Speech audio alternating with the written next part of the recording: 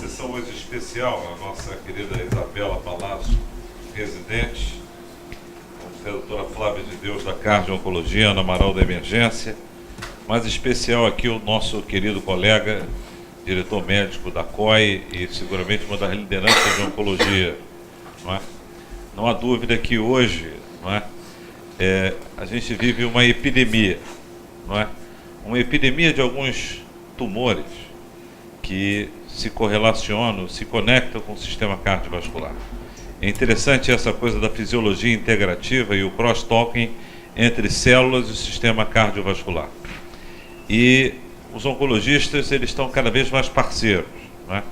E nós aprendemos muito com eles, porque eles com certeza avançaram alguns degraus em relação à chamada medicina de precisão, genética molecular, imagem e tratamentos direcionados para um perfil de paciente, que a gente chama de fenótipo clínico. Então, Meton, é uma honra e uma oportunidade de você estar aqui, Ana Amaral, Flávia, e dizer que agora os nossos co-irmãos da COI, eles têm agora uma nova equipe de radioterapeuta, a doutora Isabela, a doutora Juliana. Eu não tenho dúvida que a radioterapia vai se conectar com a cardiologia. E muitas arritmias que nós tratávamos com métodos invasivos, a radioterapia está começando a tratar fenômenos elétricos no coração. E essa conexão da cardiologia com a oncologia é chamada cardio-oncologia, e a gente tem no Procardíaco a primeira unidade hospitalar de cardio-oncologia, eu diria para vocês, talvez do hemisfério sul, porque todas as outras unidades de cardio-oncologia são ambulatoriais. Então é importante, essa é uma nova área para os nossos residentes aprenderem, não é? Cresce os tumores e manifestações cardiovasculares do câncer. Essa semana mesmo nós tivemos um brilhante caso diagnosticado pelo grupo da neurologia, não é? Na emergência, e que um jovem com um acidente vascular encefálico tinha um tumor cardíaco, um mixoma, brilhantemente operado pela equipe Dr. Siciliano, e a gente tem que agradecer muito o time do Arnaldo, o grupo do pós-operatório, e esse jovem está praticamente de alta. Então isso é essa conexão. E o mixoma, no passado, era uma doença que a gente falava assim, está curado do problema do coração. Ontem o meu querido amigo, o Roberto Sporcati, falava, Evandro, esse é o único tratamento de edema agudo de pulmão que a gente bota o paciente numa posição de Trendelenburg invertido. E era assim que a gente tratava o mixoma. Tratava o paciente, arrancava o tumor do coração e falava assim, você está curado. Não é uma verdade. O mixoma pode recidivar, e hoje cada vez mais a citogenética, a imunogenética, a caracterização do tecido, né, exige realmente uma patologia de ponta para a gente poder definir prognóstico e acompanhamento desses doentes. Então, nós estamos numa nova era. Isabela, muito obrigado pela sua participação. Doutor Cláudio, assume aqui a coordenação. Em primeiro lugar, logo agradecer ao Dr. Feldman, que foi fundamental, caso um paciente dele, né, que a gente vai apresentar para vocês aqui. Então, para a gente é uma emoção muito grande, Dr. Feldman, estar podendo apresentar esse caso com toda a ajuda que o senhor deu. Isabela. Boa tarde, obrigada pela apresentação. Vamos começar então o caso. É um caso clínico que vai abordar uma hipertensão arterial secundária. É um paciente masculino de 52 anos. Ele foi encaminhado ao setor de medicina nuclear em 2014 para tratamento da doença causadora da hipertensão arterial secundária. Ele já tinha um diagnóstico desde 1984 de hipertensão, isso foi num exame admissional do trabalho, aos 22 anos. Até 2007, ele manteve níveis tensionais sob controle com a terapia medicamentosa. A partir de 2007, além do aumento pressórico, ele também teve aumento da glicemia. Em 2008, ele fez uma cintilografia que detectou uma área isquêmica. Em 2009, ele fez angioplastia, colocação de 3 stents. E em 2010, esses níveis pressóricos não eram mais controlados com o uso de 3 medicações orais. E foi iniciada, então, a investigação para hipertensão secundária. Essa é a evolução da glicemia dele ao longo dos anos. E uma timeline de toda a evolução dele ao longo desses anos, culminando aos 49 anos com a pesquisa de hipertensão secundária. Tudo se iniciou aos 22 anos. É a primeira pergunta. Então vamos passar agora os nossos debatedores a abrir para a plateia, relembrando o caso de um homem jovem que abre um quadro de hipertensão arterial aos seus 22 anos de idade, foi a vários colegas e começou a desenvolver complicações, né, da hipertensão arterial, teve que colocar stents coronarianos e apareceu também um quadro de diabetes mellitus. E chega no momento, ele procurou seu cardiologista e a suspeita, né, passou a ser de uma hipertensão secundária, pela dificuldade de controle da pressão arterial. Então, vamos ouvir aí os colegas, as manifestações do colega. Ana Amaral, qual a sua opinião, Ana? Obrigada, Cláudio. Obrigada, Isabela, pelo convite. Boa tarde a todos. Em primeiro lugar, acho que a gente tem que falar um pouquinho antes desse momento de 40 e poucos anos, porque é um paciente com 22 anos, né, apresentando uma hipertensão arterial, né, sendo aquele paciente, na maioria das vezes, antes dos 30 anos, né, ou depois dos 50, uma hipertensão arterial abrupta, merece uma investigação, merece um olhar especial. Então, talvez isso já deveria ter sido feito lá atrás, no primeiro momento onde foi detectada essa hipertensão arterial. E aí a gente tem que começar a pensar não numa hipertensão arterial essencial, mas sim numa hipertensão arterial com uma causa secundária, para a gente tentar combater e resolver o problema desse paciente e não deixar que isso fosse desencadeando e trazendo outras complicações para ele futuras, como o que aconteceu. Então, é claro que a gente tem que pensar, não pode deixar de pensar em coarctação de aorta, né, mesmo sendo um paciente de 22 anos, que isso deveria ter sido diagnosticado mais lá atrás, na infância, mas tem que ser pensado em causas renais, né, tanto parenquimatosa como renovascular. É claro que a gente não pode deixar de pensar em feocromocitoma, e aí sim pensar em pesquisa das catecolaminas urinárias, né? Hipotiroidismo também menos provável, mas também dentro das hipóteses diagnósticas, e o hiperaldosteronismo também a gente tem que pensar. Então isso, na minha opinião, já deveria ter sido pesquisado lá atrás, e aí no caso a gente deveria realmente passar pelo screening desses exames todos que você traz aqui para a gente. Flávia, sua opinião. Boa tarde a todos, obrigado pelo convite. Eu concordo com a Ana, eu acho que um paciente de 22 anos, mesmo sendo um exame admissional, se ele não tinha queixa e tudo, investigar isso, pensar se isso na verdade estava associado só à situação dele, mas ele já, depois alguém deve ter visto que ele ficou hipertenso mais tempo. E a gente não tem esses dados aqui, mas ver a raça desse paciente, se ele já tinha história familiar de hipertensão, se tem essas coisas associadas à feocromocitometria de palpitação, sudorese, cefaleia, outros sintomas, e como a Ana falou, todos esses exames, eu acho que para pesquisar todas essas causas, né? Então, é um paciente que a história, ele muda de médico várias vezes, até chegar no Dr. Feldman. Ele vai no cardiologista, depois vai no outro, até que chegou em um que teve a investigação. Roberto?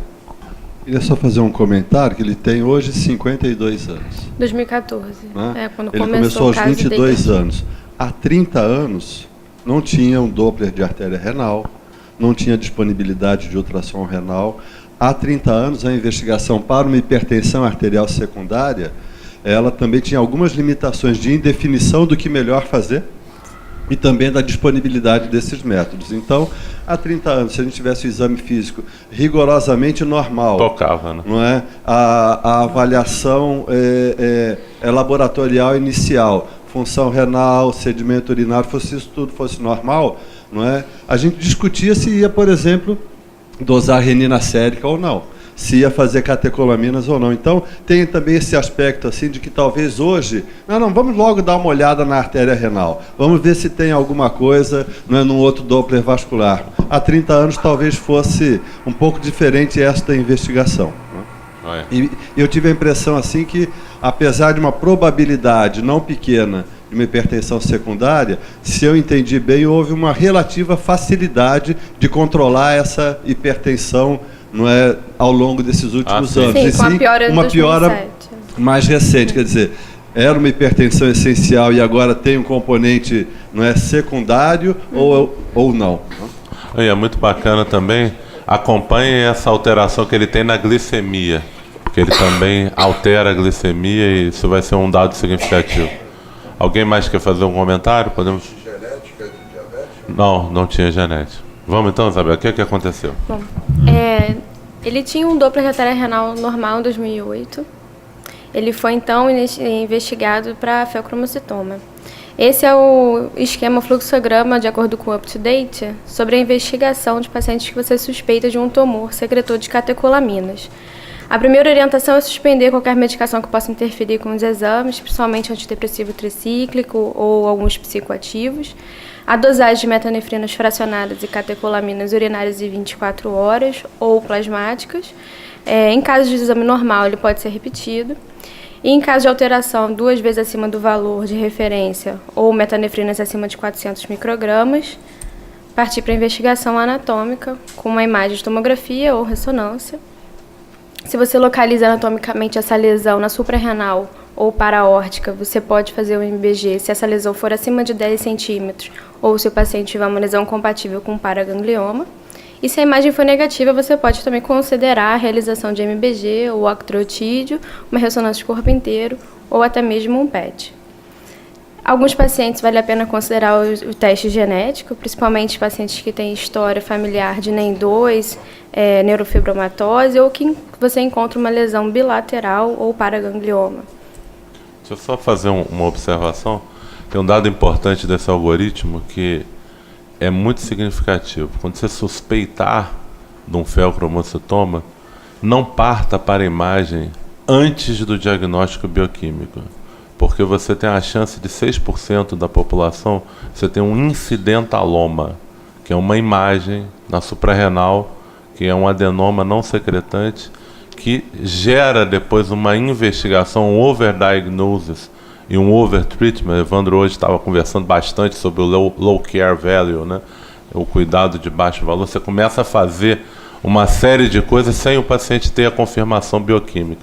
Então é mandatório para você desencadear exames de imagem que você tenha ou uma suspeição clínica muito grande ou o diagnóstico bioquímico firmado de um estado hiperadrenérgico que você suspeite de feocromocitoma. Isso é muito importante para evitar exames. Acho que o Meton quer fazer um comentário. Meton? Bom, a suspeita aí está sendo investigado para neoplasia, né? Realmente esse grupo de doenças, né? Tanto o paraganglioma, né? Como o feocromocitoma, né? Que fazem parte aí dos tumores produtores de catecolamina, né? Eles são muito raros, né? Então a gente tem aí menos de um caso a cada 100 mil habitantes, né? Então, assim, um dado americano. E por essa raridade a gente também tem pouca informação, né, em relação ao tratamento, principalmente da doença metastática, né? A lesão normalmente ela pode se comportar, e a grande maioria se comporta de forma benigna, né? E cerca de 10 a 15% que pode ter uma característica maligna, né, inclusive com o aparecimento de lesões metastáticas, né. Então, basicamente, é tentar identificar e fazer a ressecção tumoral, tá? Você comentou aí, existem algumas síndromes genéticas, 30% mais ou menos dos tumores tem um componente familiar, né, com herança autossômica dominante, então tem aí um comprometimento genético, né, história familiar. Então é bom não só perguntar a história de hipertensão, mas também história de neoplasias, né? E por que a história de neoplasias e não só de feocromocitoma? Porque tem as síndromes que você comentou, né? Ali acrescentaria o von Hippel-Lindau, né, que além das outras duas que você comentou, existem mutações específicas para cada uma delas, né, que você pode investigar para tentar fechar o diagnóstico, mas lógico que a orientação nesses casos de história familiar é sempre o encaminhar para o oncogeneticista, né, que ele é realmente o profissional mais capacitado para fazer essas avaliações, né. A gente tem aqui no Rio de Janeiro? A gente tem, sim, nós temos tanto lá no Grupo COI, bom saber, também tem no mercado, alguns oncogeneticistas que tiveram formação no INCA, né, uma das nossas grandes referências, o Dr. Zé Cláudio Casali, né, que é uma referência, hoje ele está em Curitiba, mas ele faz consultório em São Paulo e no Rio, uma grande referência para todos nós da oncologia, né. Tem outros profissionais também especializados em oncogenética, né. Aqui no PRO a gente já teve 2 casos de feocromocitoma familiar, O pai e a criança, o filho, tiveram feocromocitoma. Lá no grupo corrente pode ligar lá, tem atendimento de oncogenética, sim, para fazer esse encaminhamento. Bom saber. Logicamente que dentro dessas síndromes você tem que procurar, logicamente, a relação também com outros tumores. Algumas outras dicas, né? Então, alterações pulmonares, como condromas ou outros achados, podem ajudar a identificar uma síndrome, né? Então, dentro desse contexto, quando você, ali no esquema que você colocou, às vezes uma ressonância de corpo inteiro, principalmente nos casos de doenças genéticas, é recomendado para tentar identificar algumas alterações. Tem muito, você comentou a questão do incidentaloma, né? Mas, assim, dentro de uma configuração, da confirmação de uma história familiar, uma confirmação genética, tem que realmente investigar outros sítios também de doenças associadas, né? Como neoplasia endócrina múltipla e por aí vai. Só comentar aqui também que só 50% dos casos pode evoluir com hipertensão, né? Então, o achado foi hipertensão, mas às vezes... Não é hipertensão. Quer dizer, esse é o meu dado. Não sei se, falando aí para os cardiologistas, vocês têm um dado mais atualizado, mas a minha informação é que em torno de 50% dos casos é que aparece com hipertensão, né? E a maioria dos achados, na verdade, dessas lesões, às vezes acaba sendo necrópsia, né? Mais de 50% dos casos, porque realmente às vezes pode ficar assintomática a lesão com poucos achados clínicos, né? Bacana. Vamos lá? Bom, as metanefrinas urinárias desse paciente era de 27.000, sendo o valor de referência 354, e as catecolaminas fracionadas com predomínio de noradrenalina de 3.200, com um valor de referência de 100. Ele então partiu para a investigação anatômica, foi encontrada na tomografia uma lesão supraadrenal esquerda e foi complementado depois com uma cintilografia com MBG, que mostrou não só o comprometimento adrenal esquerda, mas também um linfonodo paracardíaco esquerdo. Em 2011, então, ele foi submetido a uma cirurgia. Ele tinha invasão local, que sugeriu um fel maligno. Foi ressecado também o baço e o rim esquerdo, além da lesão linfonodal.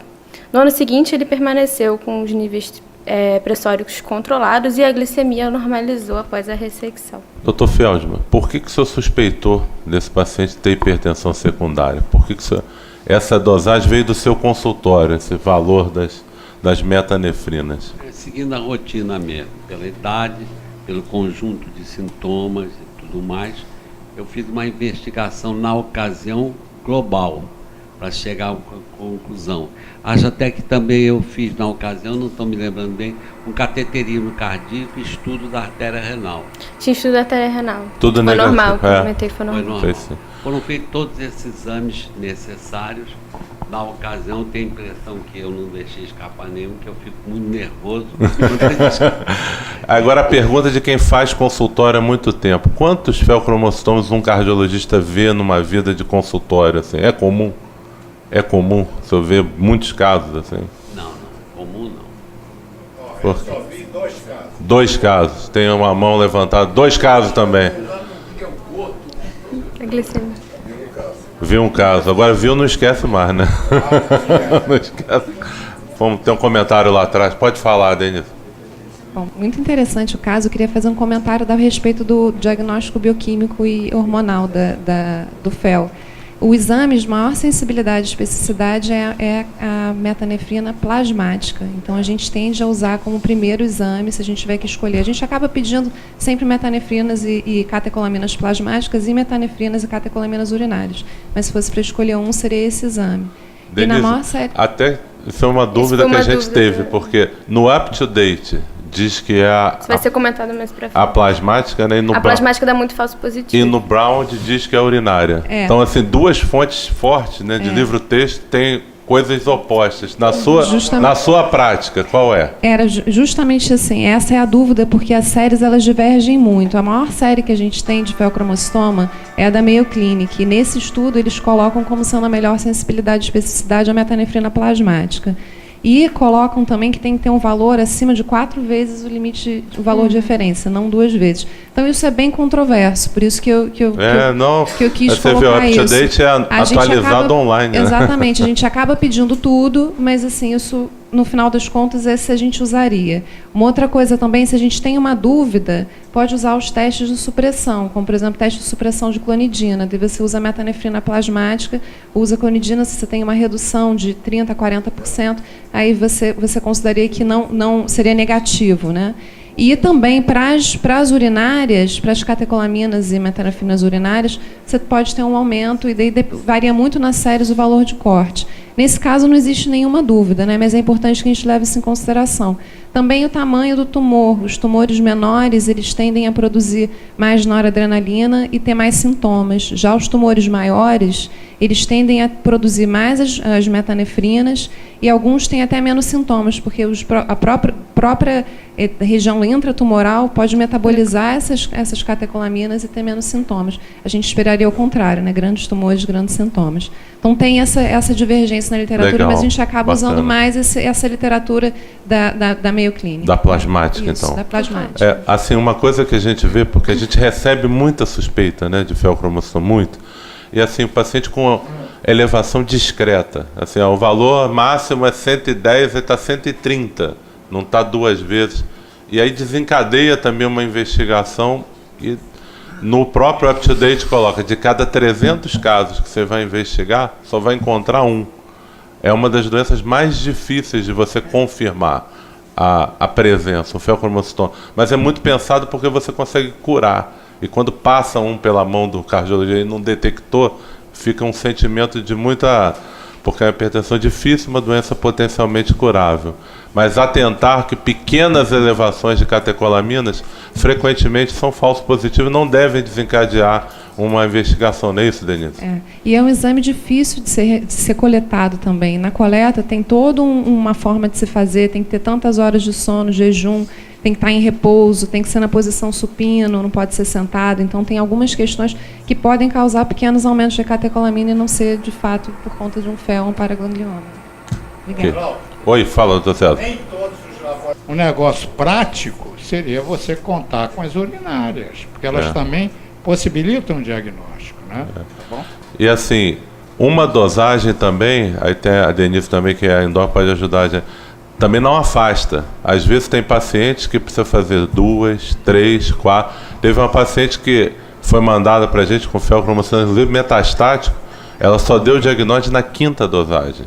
Quando ela teve um pico hipertensivo, foi para o hospital e colheram, e aí confirmou um aumento, porque é uma doença que pode ter essa característica da labilidade, né? Tanto do sintoma quanto da dosagem.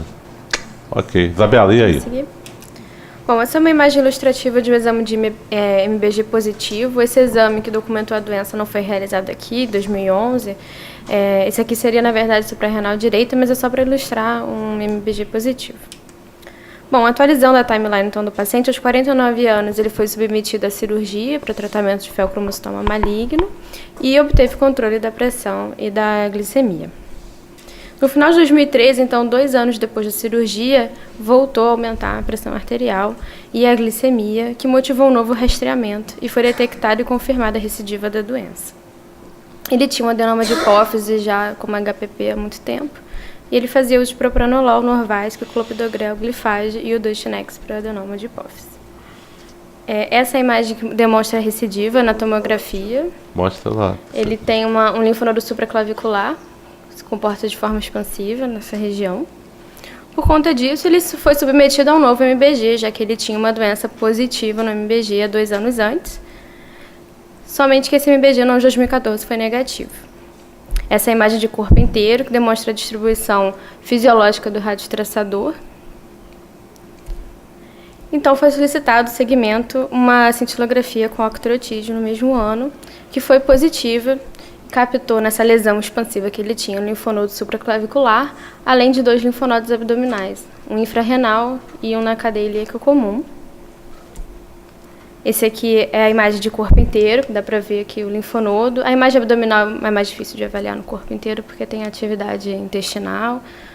Essa aqui é a comparação entre os 2 exames, mostrando que essa imagem aqui, que é a mais fácil de avaliar nesse corpo inteiro, era negativa no MBG. Isabela, traduzindo para os cardiologistas, o MBG está vendo o quê e o octreotídeo está vendo o quê? O MBG ele se comporta como a noradrenalina, ele vai ser captado pelo neurônio pré-sináptico. E o octreotídeo ele é captado pelo receptor de somatostatina. Então, o que a gente pode deduzir é que houve uma mudança na característica desse tumor com a evolução do caso. Houve uma mudança, uma desdiferenciação, não é assim que o oncologista fala, quando a célula muda? Antes ele expressava e agora ele deixou de expressar essa característica, Meton? Essa é uma hipótese a mais provável. Lógico que estou vendo o caso agora, né? Isso aí é palpável? Palpável. É aquele linfonodo supraclavicular, Virchow, né? De Virchow, né? Bem da escola mesmo de medicina. Você palpa ali, aquele linfonodão ali. Eu não sei se foi feito, mas sempre que aparece uma lesão nova, né? Se possível, biopsiar, né? Foi falado aqui de medicina de precisão, né? A gente está evoluindo aí exatamente o que tem de novidade dentro da oncologia é que o câncer é o acúmulo de mutações, então a gente tem vários clones celulares e a gente vê muito que a resistência aos tratamentos é porque um grupo de células tratadas faz com que a outra que é resistente, o outro clone, ele passe a ser o prevalente. Então hoje, você já deve ter ouvido falar, lógico, de biópsia líquida e toda essa análise de medicina de precisão, é porque as novas células que estão dominando a massa tumoral podem ter características diferentes. Do primário, né? Do primário. Inicial, né? O primário tinham vários clones. Então provavelmente sobrou isso, podia ter 95% de um clone, que era o principal, e o que estava menos expresso, de repente passou a ser dominante, foi esse que tinha um potencial de metastatização e ele que predominou na metástase, né? Então, esse tipo de... Sempre que lembrar, né? Sempre tiver uma lesão, principalmente dentro desse contexto, é importante a indicação de uma biópsia, a gente ter esse material para a gente confirmar.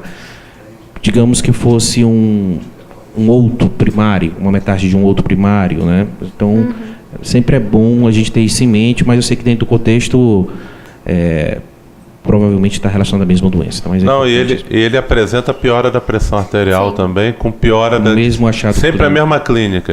O tumor volta, a pressão sobe e a glicemia dele fica descontrolada. Mas vamos ter isso em mente. Sempre que possível, uma biópsia é importante. No futuro, biópsia líquida, né? Amostra de sangue, e aí você identifica o DNA circulante tumoral para ver as características genéticas, né? Tá, mas por enquanto... Vocês avaliaram a função tiroidiana nesse doente? Foi feita uma avaliação completa nele. Ele tinha exames de rotina normais. Não, o Cushing é um tumor, né, normalmente da córtex da suprarrenal. O feocromocitoma é da medula. Então o Cushing tem outras características, aumento do cortisol, aumento... mas o diabetes sempre chama atenção. Diabetes com hipertensão e obesidade, né? A manifestação mais comum do Cushing, Denise está aí, né? É a obesidade, né, Denise? Mas... Bacana esse caso. Vamos lá. Bom, essa é uma imagem do SPECT-CT para demonstrar aquela lesão supraclavicular captando intensamente o radiotraçador. Aqui o lobo da tireoide é uma captação fisiológica. Agora, o que faz? Então você tem aquela doença dominante aqui, alguns linfonodos no abdômen de um paciente que já fez uma nefrectomia com a esplenectomia e tem essa manifestação clínica. Vamos lá, vamos ver a opinião dos clínicos, do oncologista. E aí, Flávia, o que faz com um caso desse? Opera. No caso dele, já é uma recidiva, né, do feocromocitoma? É, uma recidiva.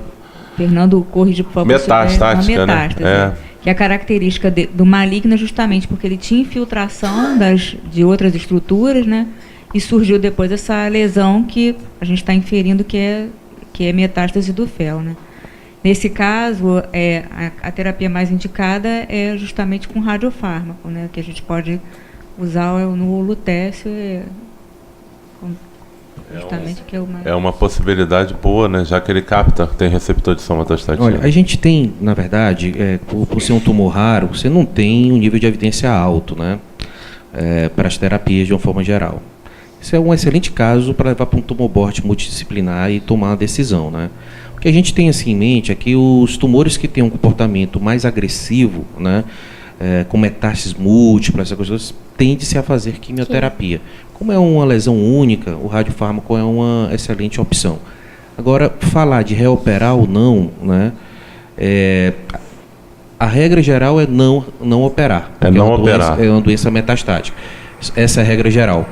Mas, às vezes, na individualização do caso, pode ser levado em consideração dependendo da história do tratamento. Por exemplo, se você começa a fazer um tratamento e fica por muito tempo aquela única lesão residual e não aparece mais nenhuma, e aí a doença indolente, com um único foco e tal, mais lá na frente pode ser discutido uma ressecção local se for viável, né? Mas não é a abordagem inicial, tá? A gente tem pouca resultado e evidência com quimioterapia, tá? A quimioterapia é tóxica, né, para esse tipo de caso. A gente são agentes citotóxicos e a gente faz normalmente um esquema com 3 ou 4 drogas, né? Então, drogas realmente e com a taxa de resposta, o resultado não é tão interessante, né? Mas a gente deixa mais para os casos realmente de doença, comportamento mais agressivo, que você tem um pouco, assim, pelos relatos de caso, pelas séries de casos, você tem um pouco mais de resposta quando o tumor ele é mais proliferativo, né? Então, olha, a imunoterapia está na moda, né? Dentro da oncologia, agora é tudo imunoterapia e tem uma previsão. Tem uma previsão que aí nos próximos 5 anos mais de 30 tumores estejam sendo tratados com imunoterapia. Imunoterapia agora é da nova geração, né? Dentro do conceito, né, não a imunoterapia de interleucina, né? Imunoterapia agora com anticorpos monoclonais focados para tentar reverter a resistência, né, que a célula levou para o bloqueio da atividade imunológica, né? Não existe evidência, tá? Não tem. O que tem alguns estudos realizados é com inibidores multiquinase, tá? Então, sunitinib, pazopanib, alguns desses inibidores multiquinase que agem em várias vias de proliferação celular, eles foram testados com a melhor resposta é controle de doença, assim, poucos casos com resposta parcial, né? Então, a gente ainda está muito órfão aí de terapias e acho que o radiofármaco vem para trazer aí um incremento aí nesse leque de opções, né? Obrigado, doutor César, e depois a Flávia. Doutor César. Eu queria defender a reoperação. De todos os exames específicos feitos, a lesão mais importante foi essa. E o doente voltou a ficar hipertenso e desglicêmico. Então, eu acho que ressecando essa lesão importante, ele vai melhorar da sintomatologia, dos efeitos clínicos, e isso vai possibilitar que você confirme na análise histopatológica o tumor, a característica do tumor. Então, e é um acesso fácil, supraclavicular. É um trussor, né? Um cirurgião mediano vai lá e tira tudo. Não tem. Até eu que não sou cirurgião vou lá e tiro. Então eu queria defender, não genericamente, eu queria defender especificamente esse caso. Tá bom? Individualizado. Você concorda? É isso que eu falei, individualizar. A regra geral é não operar para doença metastática, né? Tá certo. E os gânglios lá abdominais, pélvicos praticamente não aparecem, né? São mínimos. São, né? Pequenos, né? Tá são bom? Pequenos. Então aí você teria no pós-operatório um efeito, normalizou a pressão arterial, o meu raciocínio está correto. Aí a terapêutica, vamos dizer, adjuvante, não precisaria ser tão agressiva. Isso é que eu acho. Esse caso foi um caso assim, muito difícil, levou a muita discussão, muita, porque, como o Meton falou, não tem estudo multicêntrico, randomizado. As séries de feocromocitoma metastática são 20 doentes, 30 doentes. E às vezes o cara no meio da série troca o remédio. Então, assim, o grupo da Mayo Clinic, que eles têm realmente uma experiência grande. Tem o artigo William Boyd, a gente até uma vez trocou e-mail com um colega lá, um oncologista. Não sei se é um oncologista ou endócrino. Ele tem uma série lá de 600 doentes. 600 doentes de feocromocitoma é doente pra caramba. É doente realmente de muitas vidas, de muitos cardiologistas, né? Mas lá é um centro de referência mundial. E deles, né, desse grupo da Mayo Clinic, sai muito artigo. Mesmo assim, muita coisa tem dúvida. Evandro? Flávia queria falar, desculpa, eu vou passar. Passa para a Flávia primeiro, depois Evandro. Fala, Flávia. Não, minha pergunta era até para o Fernando, que um dos problemas para iniciar o lutécio é a depressão de medula óssea, né? Isso. Não especificamente nesse caso, mas num caso com doença muito extensa em que se pensa em fazer quimioterapia. Faria o lutécio primeiro e a quimioterapia depois para evitar essa depressão de medula óssea? Seria nessa... Mais uma vez, não tem tanta evidência. Então a gente vai ter que, com esse racional que você acabou de montar, faria sentido. Realmente, doença bastante agressiva, com muitas metástases, bastante proliferativa. Eu acho que a quimioterapia poderia ser tentada inicialmente e deixado o resgate, eventualmente, para um lutécio. Eu não, tem alguma coisa para ítrio? Depois você comenta. A gente pode até comentar, né? O ítrio... Ele hoje está sendo muito usado. O ítrio é um outro radiofármaco. Ele é um outro radiofármaco que tem uma energia muito maior que a do lutécio. Mas a gente faz ele para principalmente lesões hepáticas. Que aí você faz uma coisa que chama radioembolização. Durante um procedimento de intervenção, você entra na artéria hepática e injeta esferas de ítrio. As esferas ficam embolizadas no tumor e dão uma grande dose de radiação. Para tumor neuroendócrino tem bastante evidência. E também tem o ítrio DOTA, mas a gente não tem no Brasil, mas ele é mais tóxico para o rim, né? Então o lutécio tem sido dos radiofármacos, quando tem esse perfil. Quando ele capta MBG, é o MBG com iodo 131 que é aplicado. Eu peguei aqui o microfone porque eu esqueci de comentar a opção radioterapia. Radioterapia. Esses tumores, eles são normalmente radioresistentes, eles não respondem bem, né? Porque até como opção, eventualmente, de uma lesão principal, talvez mais funcionante, né? Se não pudesse ser abordado cirurgicamente, será que poderia fazer algum procedimento local, né? Radioablação ou radioterapia? Mas a radioterapia especial ela é muito resistente, né? O tumor é muito resistente à radioterapia, desculpa. Evandro, seu comentário para a gente. Acho que o Meton colocou uma coisa muito importante, não é?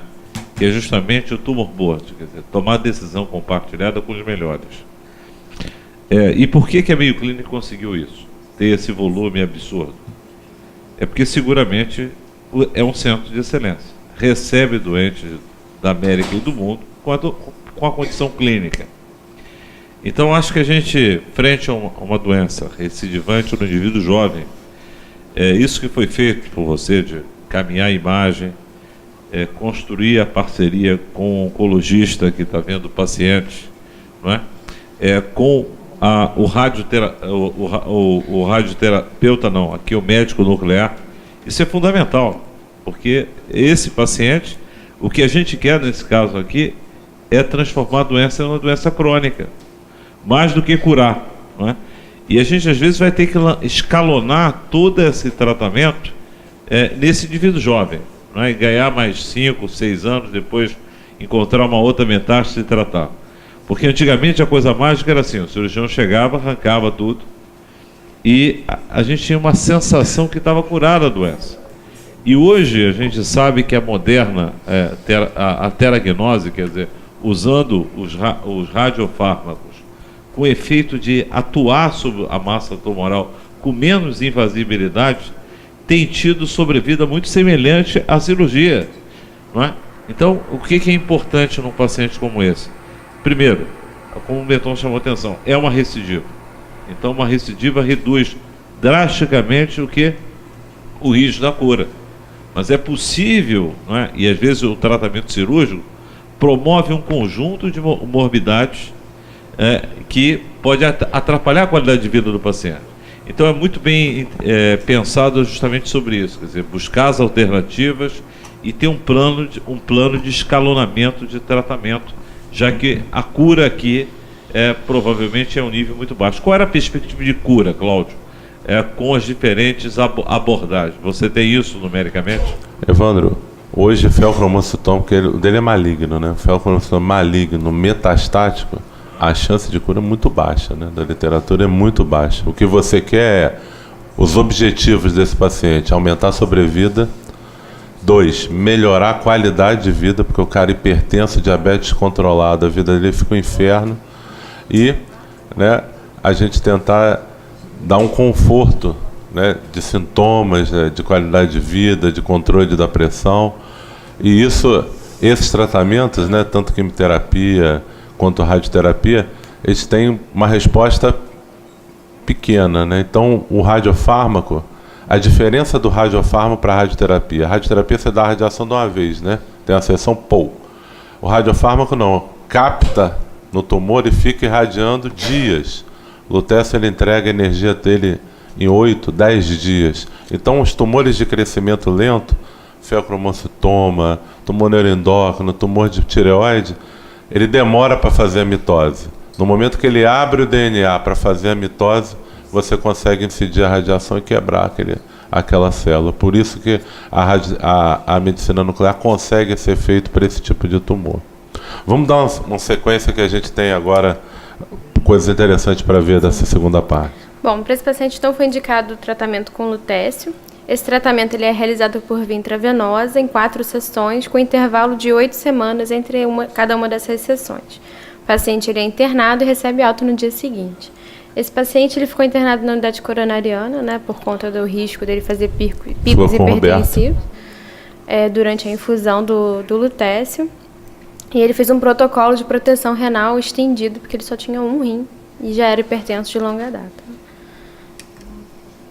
Bom, a primeira imagem do lutécio dele, além das imagens que captaram no octreotídeo, demonstraram também outras regiões com captação. O dorso em partes moles e um linfonodo de cadeia mamária interna. Durante o tratamento, o lutécio... O lutécio, ele tem uma especificidade maior do que o próprio octreotídeo para lesão. Então, você consegue ver lesões que, com o exame octreotídeo, você não viu. Além disso, a quantidade de radiação que você deu é muito maior. Então, ele é mais sensível para você detectar a extensão da doença. Por isso que você tem que ter cuidado quando decide ressecar uma lesão, achando que vai gerar cura, né? Porque às vezes tem outras lesões que você não conseguiu ver. Então essa é uma discussão que a gente sempre faz quando está com os casos. Uhum. Bom, a terapia ela tem como os principais efeitos colaterais anemia. Esse paciente ele não teve anemia importante durante o tratamento. E alguma alteração de função renal, que ele também permaneceu com a função preservada ao longo do tratamento. Não teve nenhuma alteração laboratorial importante. Essa é uma imagem de comparação entre o primeiro ciclo, que é esse aqui, com o 4º ciclo, que foi o último ciclo de tratamento com lutécio. Aqui dá para ver o linfonodo da cadeia mamária um pouquinho aqui mais claro. A princípio, o corpo inteiro não demonstra muitas mudanças. Mas a imagem de SPECT-CT dá para ver que tem uma redução da intensidade de captação no linfonodo supraclavicular. Essa aqui é a lesão do dorso, não sei se de repente está muito claro, mas aqui dá para ver a lesão no dorso dele. Desapareceu. Ele vai ter essa imagem de novo. Essa aqui é o linfonodo da cadeia mamária interna, que também reduziu a intensidade. E esse aqui é a lesão no dorso. É porque aquela imagem dá para ver melhor porque não tem essa cruz, né,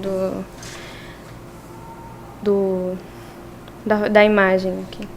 Mas essa imagem desapareceu, as outras imagens tiveram resposta parcial e os linfonodos abdominais permaneceram estáveis. Seriam eles da doença ou não?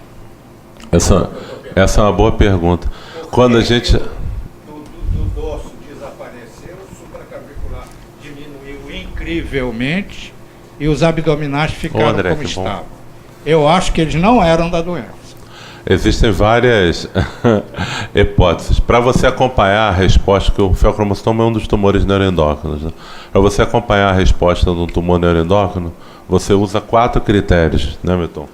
É o dado anatômico, o tamanho das lesões, o dado da imagem molecular, que é a captação, a intensidade da captação do octreotídeo ou do galho 68, o dado bioquímico, que é a resposta, por exemplo, de cromogranina, catecolamina, e o último é o dado clínico, a melhora do sintoma, controle da hipertensão, melhora da glicemia. E nem todas as lesões respondem de modo igual, né, Milton? Às vezes você tem lesão que diminui... Oi? Exatamente, tem clones diferentes, células diferentes. E quando a gente trata esse paciente, a gente quer que o tumor ou reduza ou pare de crescer. E que melhore o sintoma, que aquilo pare de produzir a substância que causa o sintoma no paciente, né? No caso, a hipertensão e o diabetes. E aí a gente tem na evolução clínica uma melhora clínica significativa do paciente, né? Bom, o follow-up desse paciente ele foi submetido à cirurgia Aí, doutor no ano de César. 2016. Seguiram a sua sugestão e foram operar aquela lesão do abdômen. O 3 cirurgião. anos depois. Oi? Daqui de cima diminuiu Fez e radioterapia. fez radioterapia. Fez radioterapia nessa e foi no abdômen e tirou os linfonodos. O que vocês fizeram com a adenoma de hipófise? É tratamento clínico, né, Denise? Normalmente faz tratamento clínico, adenoma de hipófise. Sim. Oi? O Dostinex. Dostinex. Responde bem. Dá um microfone, por favor. Eu perdi essa parte. Era um adenoma clinicamente não funcionante ou era um prolactinoma? Eu não tenho essa informação. Eu tenho uma dosagem de prolactina dele, acho que de 2008, que era muito próximo do limite da normalidade. O Dostinex é a primeira linha para prolactinoma, mas ele tem sido usado também para tratamento do adenoma clinicamente não funcionante, com boa resposta. Mas eu imaginaria que seria um prolactinoma, mesmo com a dosagem normal, pode ser por conta do tratamento. E aí, nesse caso, a gente tem que pensar, tem que avaliar, né? A gente sabe que o feocromostoma é mais comum na neoplasia endócrina múltipla tipo 2, né? Mas tem um adenoma aí, seria, enfim, a gente teria que fazer uma avaliação realmente do mutação de RET e outras mutações.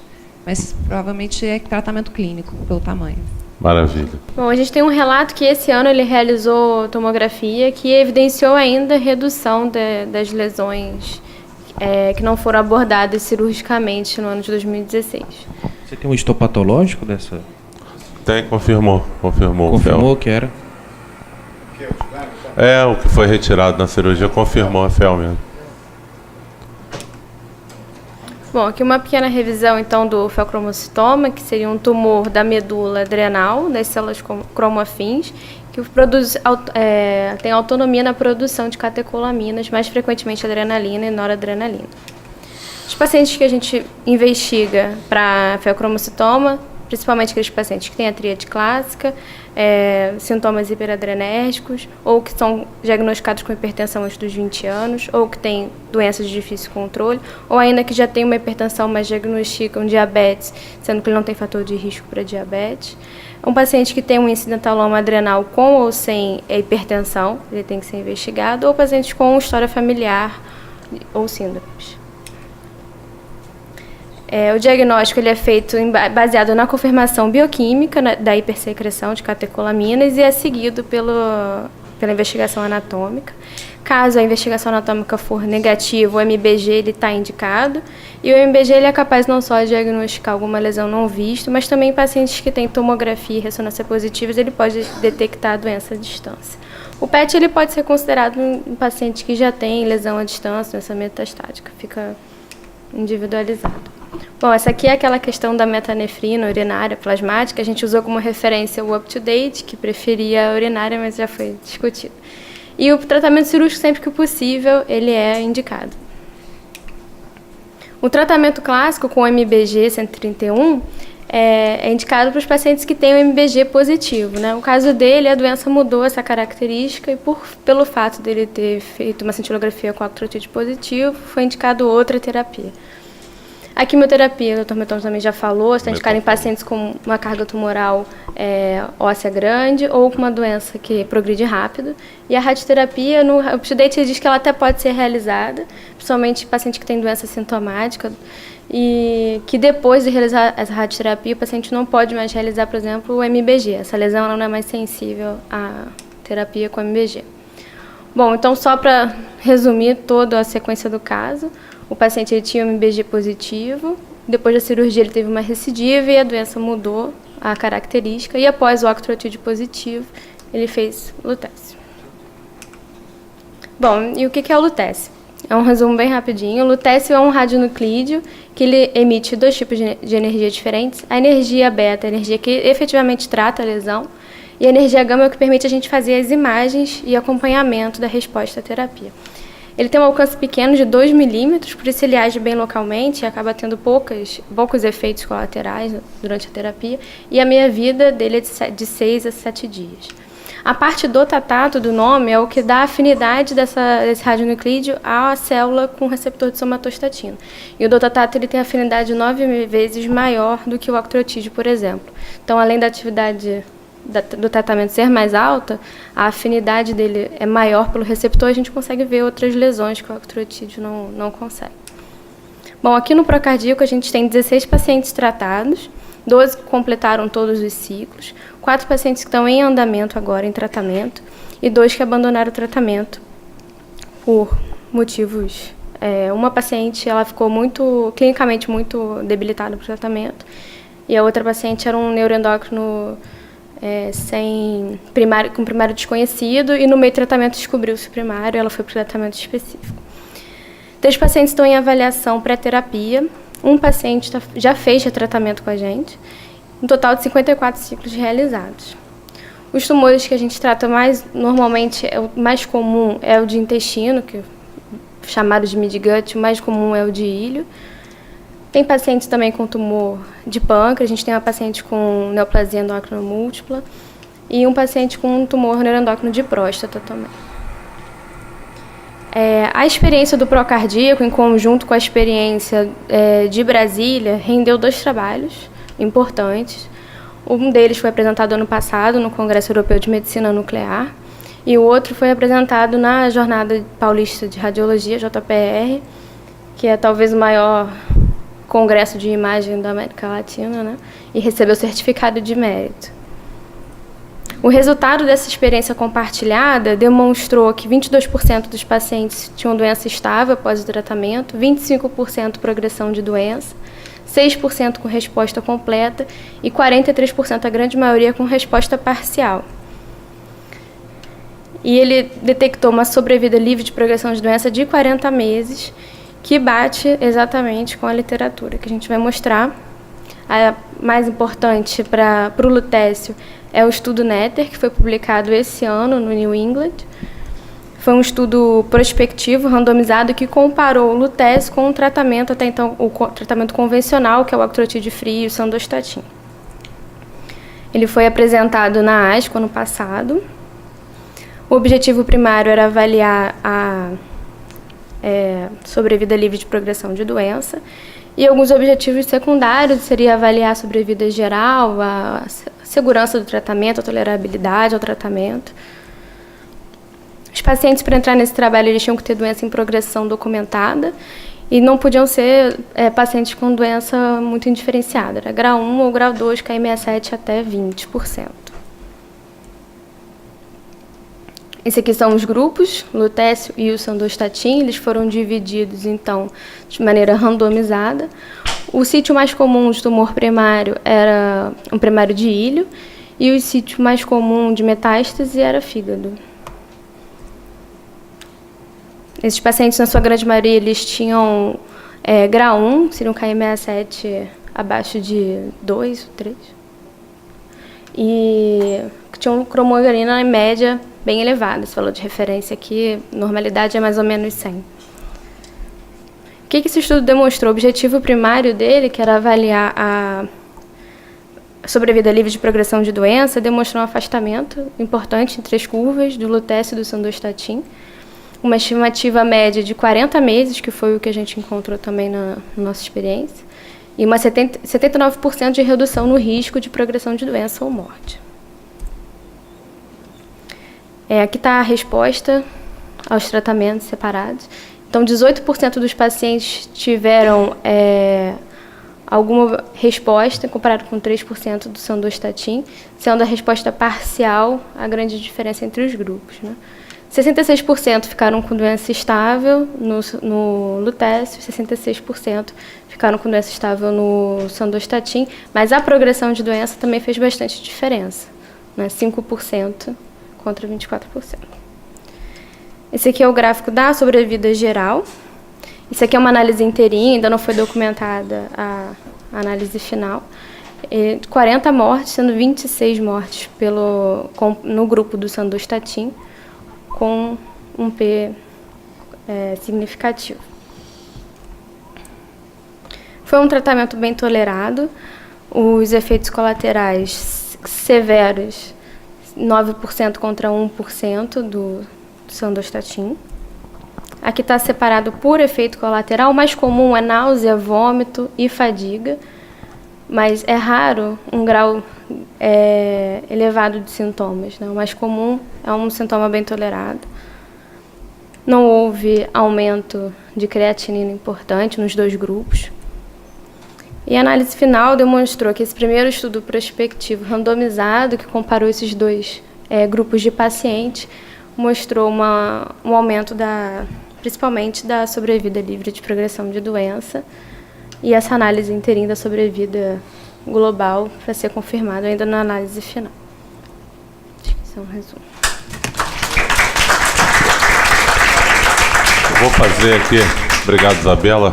Flávia, antes de passar para o Meton, qual a sua visão da importância da unidade de cardio-oncologia nesse tipo de paciente? Quando a gente teve que tratar esse feocromostoma, não tinha ainda, e a gente colocou na coronária. O que a gente tem aí de ganho com a cardio-oncologia? Então, hoje a gente está fechando, desde o dia da abertura da unidade, que foi dia 22 de julho, 22 de junho, desculpe, 303 pacientes internados na unidade. Parabéns. Todos os pacientes. A gente internou 4 pacientes com lutécio. E eu acho que a unidade tem esse papel justamente porque acaba desenvolvendo um protocolo, né, e junto com vocês que estão ensinando isso para a gente, né, de avaliar esses pacientes previamente, da hidratação, da manipulação da medicação, é exatamente isso. Eu acho que a unidade tem esse papel que a gente consegue centralizar ali. E tem a Dayana, que é a enfermeira que fez residência em oncologia, tem essa formação específica.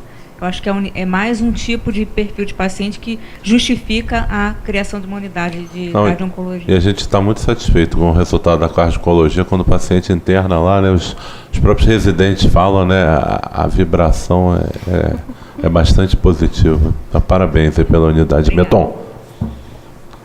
Bom, excelente caso, né? Acho bem ilustrativo aí, trazer aí a atualização, né? Acho que essas são as iniciativas que a gente tem que ter, né, de atualização. Eu tive a oportunidade de estar em Chicago, lá no ASCO, e um dos pontos que a gente discutiu bastante lá, com o grupo que assistiu a apresentação, trazendo para a prática o estudo do Netter, né? No estudo, os pacientes estavam em uso de sandostatin, eles eram randomizados para aumentar a dose versus fazer o lutécio, né? Na prática clínica, às vezes você se depara num caso e aí vem a pergunta, antes de começar o sandostatin, já valeria partir direto ou não para o lutécio, né? A gente até teve um caso que acho que vocês pediram autorização e a gente discutiu, né? Então esse é um ponto que a gente discutiu lá e eu acho que assim, apesar de se for seguir rigorosamente o estudo, teria que inicialmente iniciar sandostatin e no segundo momento fazer o lutécio, né? Eu queria que você comentasse isso. Não, isso aí é uma pergunta excelente que o Meton fez. E assim, eu fui procurar isso, porque não tem na literatura. O estudo Netter usou esse critério. O estudo Netter, assim, o mundo inteiro usava lutécio, menos os Estados Unidos. Nos Estados Unidos precisava ter esse estudo multicêntrico, né, pelos rigores lá, a característica do FDA, de aprovação de droga. Então foi muito bom. E o critério foi esse.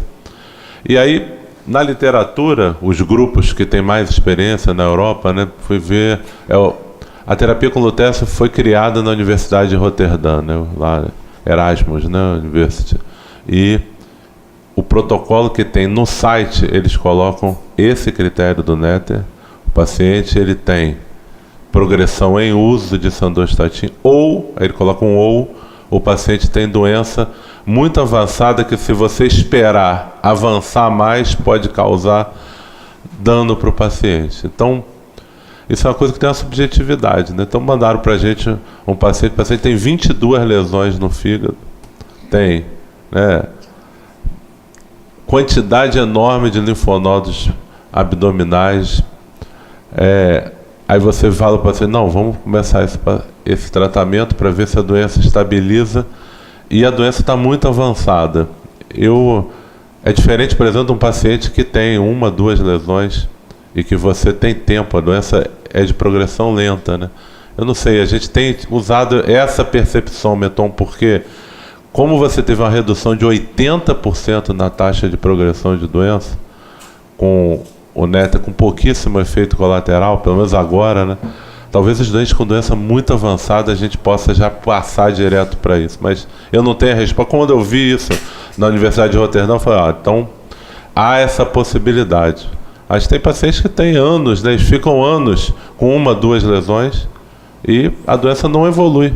e você pode tratar com a sandostatina, quando evoluir, você seguir esse momento. Então, são casos difíceis, né, que às vezes até o paciente vê na literatura, isso, vê na internet, né, e quer fazer o tratamento, mas é uma coisa que a gente tem que compartilhar. Hoje, a gente tem um paciente aí que procurou a gente, que a melhor solução para a gente é que ele faça a sandostatina. Já é um senhor de 82 anos, tem 3 lesões, 4 lesões, então pode ser que deixar no sandostatina, se aparecer, se crescer, se aumentar, a gente faz a sandostatina. Mas esse outro, muito jovem, com muita doença, né, essa que tratou agora, né, teve alta hoje do hospital, muita doença, muita doença. Você olha o exame, como é que você vai dar esse step down? O uso do sandostatina tem a capacidade ele tem um efeito também citostático, né? Impede a progressão, né? O estudo Radiant, né? Que foi publicado, Radiant 4, né? Mas é uma decisão difícil. Tem aqui uma pergunta, tem 3 ali. Vamos lá, doutor. São 2 perguntas. Um para você, especificidade e sensibilidade do MBG no feocromocitoma. Segundo, queria entender melhor, quer dizer, no meu conselho, eu sempre vi que feocromocitoma já é raro, e a malignização, qual a incidência de malignização? São doenças diferentes, não são? Então, ótima pergunta. Assim, o exame a ser feito na suspeita de feocromocitoma é o MBG. Ele tem uma sensibilidade superior a 90%, a especificidade de 95%, 98% na literatura. Não é PET, não é octreotídeo. Quando ele não capta, e você tem um feocromocitoma diagnóstico, não capta MBG, ele é um fel diferente. É um fel mais agressivo, é um fel que não está fazendo a captação de catecolamina. Nesse caso, você tem 2 opções de imagem boas. O FDG, para ver a agressividade, mas você não muda a conduta, não sei indicar quimioterapia quando a doença é muito agressiva, mas o octreotídeo, ele abre a possibilidade do tratamento com o lutécio. Então a gente tem na literatura casos, acho que no Brasil quem tem a maior experiência com feocromocitoma tratado com lutécio é o pessoal do Einstein. Eles têm também uma série grande, acho que mais de 10 casos. E outros tumores também, eles passam a expressar receptor de somatostatina. Hoje você tem linfoma tratado com lutécio, você tem tumor de tireoide, o carcinoma folicular expressando, não sei se o Denise já viu, o caso já vi também, série de tumor de tireoide, quando fica muito agressivo, às vezes dá a oportunidade não de tratar com iodo, mas com lutécio. E a sua segunda pergunta era a malignização, né? Aí tem a regra dos 10%, que dizem que não é mais, né? Mas 10% é fora da suprarrenal, 10% é bilateral, 10% é em criança, 10% é metastático, né?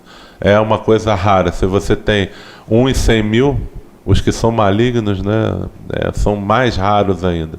A gente já viu alguns malignos, já vi com metástase num úmero gigantesca, já vi metástase hepática, mas não são casos do dia a dia, né? Esse paciente é um paciente realmente incomum, mas que teve uma resposta assim, muito bacana, muito bacana. O paciente está muito bem agora e tem evolução muito longa de doença. Dr. Feldman.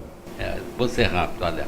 Foi maravilhoso, eu acompanhei sempre esse paciente e tive um primeiro cuidado, saber onde ia chegar. O resto eu procurava os melhores especialistas que eu julgava, evidente, são muitos, e deixei eles conduzirem. A outra coisa foi em relação ao aspecto, isso aí não é da patologia mesmo, mas isso refletiu demais na vida pessoal dele e tudo mais. Eu também enfrentei esse problema e ele superou, graças a Deus ele superou todos esses aspectos, são fundamentais, porque ele tinha uma depressão tremenda em relação aos relacionamentos naturais da vida, mas também isso foi enfrentado e eu tenho certeza que, cuidando do conjunto patológico e dos outros aspectos que envolvem um caso dessa natureza, isso é muito importante. Ele ganhou vida, não só vida pelo aspecto patológico, como uma vida emocional. Bacana. Que foi completamente recuperada. Teve apoio da família, Feldman? Teve muito apoio da família? Teve, é claro que teve apoio da família e principalmente o relacionamento que afetou tudo que faz parte do ser humano.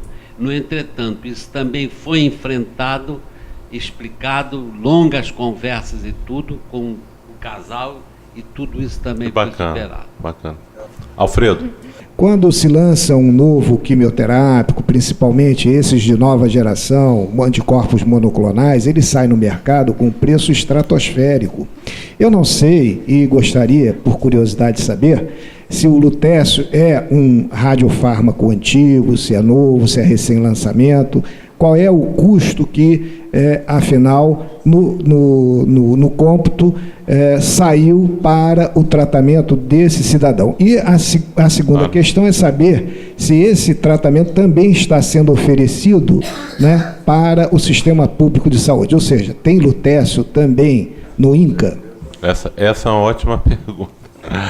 Assim, o tratamento com lutécio, a característica do radiofármaco, né, ele é produzido na Holanda e ele é oferecido ao Brasil 2 vezes por mês, de 15 em 15 dias.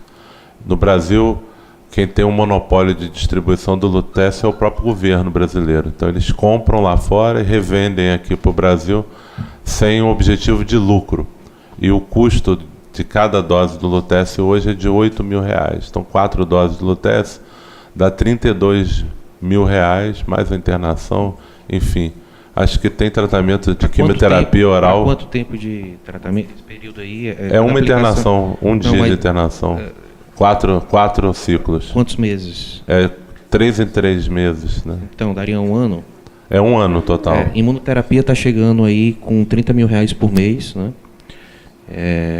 Mês você gasta que você daria 1 ano por lutécio. Mas tem algumas imunoterapias que você faz durante 1 mês, quer dizer, 4 aplicações seguidas, que estão na faixa de R$300.000. Né? 300 mil, Meton?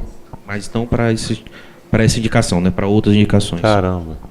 E agora estão combinando os imunoterápicos, né? Então, soma-se e multiplica-se os valores. Então, assim, quando a gente apresentou essa experiência aqui do Procardíaco lá na Academia de Medicina, teve essa mesma pergunta e no final o próprio oncologista que estava lá falou, esse tratamento, ele do ponto de vista oncológico é um tratamento até barato. E tem no INCA, né? Tem no INCA. O que acontece? Ele está no rol da ANS desde 2014, é coberto pelos planos de saúde, mas já é coberto desde 2014.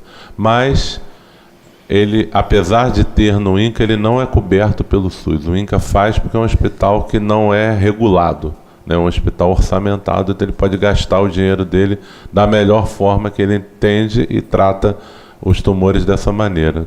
Se, por exemplo, na universidade eu não consigo fazer tratamento com lutécio, para os pacientes têm que encaminhar para o INCA, a gente não tem a possibilidade. Então, a gente está lutando também como Sociedade de Medicina Nuclear para incluir, acho que agora com os dados do estudo NET é mais fácil convencer a Conitec a incluir no SUS. Mas, assim, é muito difícil, frente ao cenário econômico hoje do Brasil, você fazer qualquer mudança na tabela SUS, praticamente é uma coisa muito difícil. Mais algum comentário final, gente? Pode falar. Esse sistema terapêutico global, total, é mandatório fazer a cirurgia dos linfonodos? E qual seria, assim, um acesso abdominal? É por vídeo? E esses linfonodos mostraram que realmente eram para ser tirados? Esse paciente, ele fez a cirurgia por 2 motivos. Ele tinha por causa da cirurgia do rim dele, né, da nefrectomia, ele fez um acesso grande, lombotomia, né, fez um acesso grande. Então ele evoluiu com uma hérnia de parede e precisava ser reoperado por esse motivo, por motivo da hérnia. Então o cirurgião, né, ele propôs fazer, já que ia fazer uma anestesia geral, já que é um paciente com feocromocitoma, vai ser anestesiado. Você já tem todos aqueles cuidados para fazer. Fez a cirurgia aqui no PRO, com todo o cuidado e vigilância. A redução da carga tumoral foi proposta, né, na equipe multidisciplinar, o paciente aceitou e foi feito, então, o acesso, além da cirurgia da correção da hérnia da parede, fez a retirada dos linfonodos, que ajudou também a confirmar a doença, né?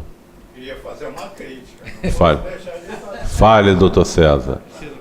Esse procedimento aumentou a morbidade da cirurgia.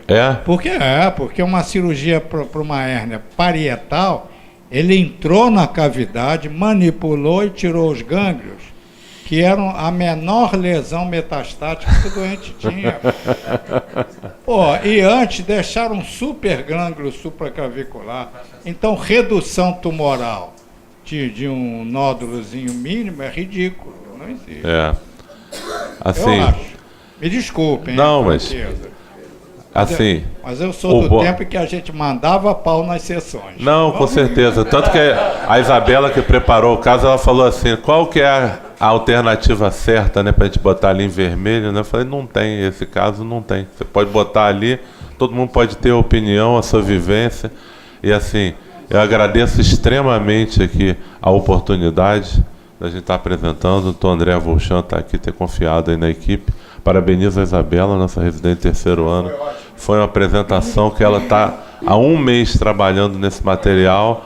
E ao doutor Feldman também, que a gente trocou várias ligações, e ele trouxe o prontuário todo xerocado para páginas e páginas do acompanhamento médico, e a sessão termina com esse recado: o médico faz muita diferença, tá? Parabéns. Boa tarde a todos. Obrigado.